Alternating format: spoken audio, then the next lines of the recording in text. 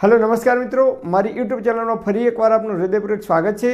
આજનો ટોપિક છે મિત્રો કે જે લોકોને વારંવાર થાક લાગે છે, શરીરમાં અશક્તિ આવી જાય છે અને એના કારણે શરીરમાં કળતર થાય છે કે પગમાં કળતર થાય છે કે આખું શરીર દુખવા લાગે છે, તો એવા લોકો માટે આજે હું તમને આયુર્વેદમાં જે ઉપાય બતાવે છે એ ઉપાય બતાવું। તો પાણીની અંદર તમારે દરરોજ એક ચમચી, માત્ર એક જ ચમચી આપણે ઉંફાળા પાણીની અંદર આ નાખી અને દરરોજ પીવાનું છે। તો તમે જ્યાં સુધી જીવશો ત્યાં સુધી તમને થાક નહીં લાગે। આજકાલ તમે જુઓ તો બહેનોની અંદર પણ આ પ્રશ્ન વધારે જોવા મળે છે। બહેનો ઘરકામ થોડુંક કરે છે અથવા આપણા ઘરે મેરેજ હોય કે કોઈ શુભ પ્રસંગ હોય તો 2 દિવસ થોડીક દોડધામ થાય કે તરત જ આપણને થાક લાગે છે। જે લોકો ઓફિસનું કામ કરે છે એ લોકો પણ નોકરીથી આવ્યા પછી એ થાકી જાય છે, તો એમને ખેતરમાં કામ કરવાનું નથી, પાવડો કે ટોકર લઈને મજૂરી કરવાની નથી, વધારે મહેનતવાળું કે મજૂરીવાળું કામ કરવાનું નથી, છતાં થાકી કેમ જાય છે? તો આપણને થાક કેમ લાગે છે?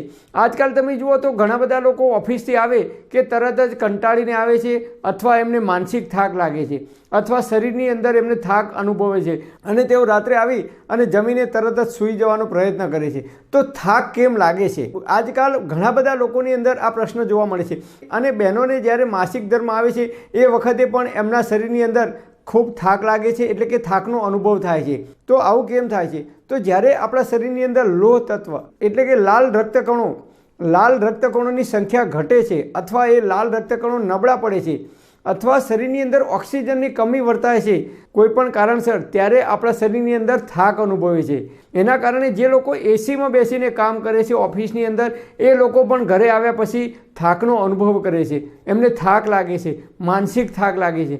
તો આ થાક લાગવાનું કારણ છે આપણા શરીરની અંદર ઓક્સિજનની કમી, અને ઓક્સિજનની કમી વર્તાય છે જેના કારણે લોહ તત્વની ઉણપ થાય છે, એટલે કે લાલ રક્તકણોની ઉણપ થાય છે અને એના કારણે આપણું આખું શરીર થાકી જાય છે। તો શરીરની અંદર લોહ તત્વની કમી ક્યારેય ના આવે જિંદગીભર જીવીએ ત્યાં સુધી, અને ઓક્સિજનની કમી ના આવે તો આપણા શરીરની અંદર એકદમ તાજગીભર્યું આપણે જીવન જીવી શકીશું। તો એના માટે આપણે દરરોજ સવારે ઉઠી 1 ગ્લાસ ઉંફાળું પાણી લેવાનું, એની અંદર 1 ચમચી શુદ્ધ મધ નાખવાનું અને એને પાણીને મિક્સ કરી અને ધીમે ધીમે ઘૂંટડે પી જવાનું। મધ છે એ એકલું ખાવામાં આવે તો એ અલગ પ્રકારે શરીરની અંદર કામ કરે છે, મધને ઠંડા પાણી સાથે જો લેવામાં આવે તો પણ એ અલગ પ્રકારે કામ કરે છે, મધને સૂંઠ પાવડર સાથે લેવામાં આવે તો પણ એ અલગ પ્રકારે કામ કરે છે। આમ મધને ઉંફાળા પાણી સાથે લેવામાં આવે તો આપણા શરીરની અંદર તાજગી આવે છે, શરીરની અંદર જે થાક વર્તાય છે થાક દૂર થાય છે, લોહ તત્વની જે કમી છે એ કમી ક્યારેય આવવા દેતું નથી, જેના કારણે આપણું શરીર છે એ લોખંડ જેવું મજબૂત રહે છે। એટલે લોહ તત્વની કમી ના આવે તો આપણને ક્યારેય થાકનો અનુભવ થતો નથી કે થાક લાગતો નથી।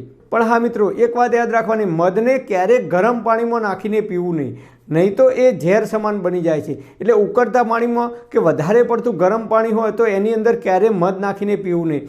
જ્યારે પણ મધનો ઉપયોગ કરવો ત્યારે નોર્મલ ઉંફાળું પાણી હોય, જેમ નાના બાળકોને આપણે આપી શકીએ ચમચી વડે એટલું ઉંફાળું પાણી હોય તો એ ઉંફાળા પાણીની અંદર દરરોજ સવારે 1 ચમચી અને રાત્રે જમવાના 1 કલાક પહેલાં અથવા જમવાના 1 કલાક પછી તમે 1 ગ્લાસ ઉંફાળા પાણીની અંદર 1 ચમચી મધ નાખી અને ધીમે ધીમે ઘૂંટડે પી જવાનું। પણ હા મિત્રો, એક વાત ખાસ યાદ રાખવાની, બજારમાં જે પેકિંગવાળું મધ મળે છે એ મધની બિલકુલ આપણે વાત કરતા નથી, કારણ કે એમાં ડુપ્લિકેટ હોઈ શકે, ભેળસેળવાળું હોઈ શકે, એની અંદર કોઈ પ્રિઝર્વેટિવ નાખેલા હોઈ શકે, એટલે એ મધ આપણે બિલકુલ ખાવાનું નથી।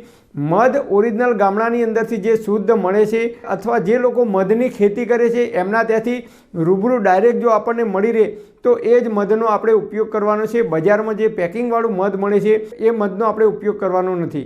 અને બીજું, તમે એની સાથે જો નિયમિત સવારે 15 મિનિટ અને રાત્રે 15 મિનિટ પ્રાણાયામ કરશો, અનુલોમ વિલોમ, તો આપણા શરીરમાં ક્યારેય ઓક્સિજનની કમી નહીં આવે અને આપણું જે શરીર છે એ હંમેશા એક્ટિવ રહેશે, હંમેશા પ્રફુલ્લિત રહેશે, એટલે કે શરીરની અંદર ક્યારેય ઓક્સિજનની કમી નહીં આવે। તો જે લોકોને વારંવાર થાક લાગે છે, કંટાળો આવે છે કે કામ કરવાની અંદર આળસ આવે છે, તો એવા લોકોએ નિયમિત પ્રાણાયામ કરવા જોઈએ। આપણા શરીરમાં લોહ તત્વ અને ઓક્સિજનની ઉણપ નહીં આવે તો એના કારણે શરીરમાં જે થાક લાગે છે એ થાક આપણે જીવીએ ત્યાં સુધી એ થાકનો અનુભવ નહીં થઈ શકે અને આપણે જ્યાં સુધી જીવીશું ત્યાં સુધી તંદુરસ્ત અને નિરોગી રહી શકીશું। પરમપિતા પરમાત્મા આપ સર્વેને તંદુરસ્ત અને નિરોગી રાખે એવી હૃદયપૂર્વક મારી પ્રાર્થના। Thanks for watching my video. Thank you.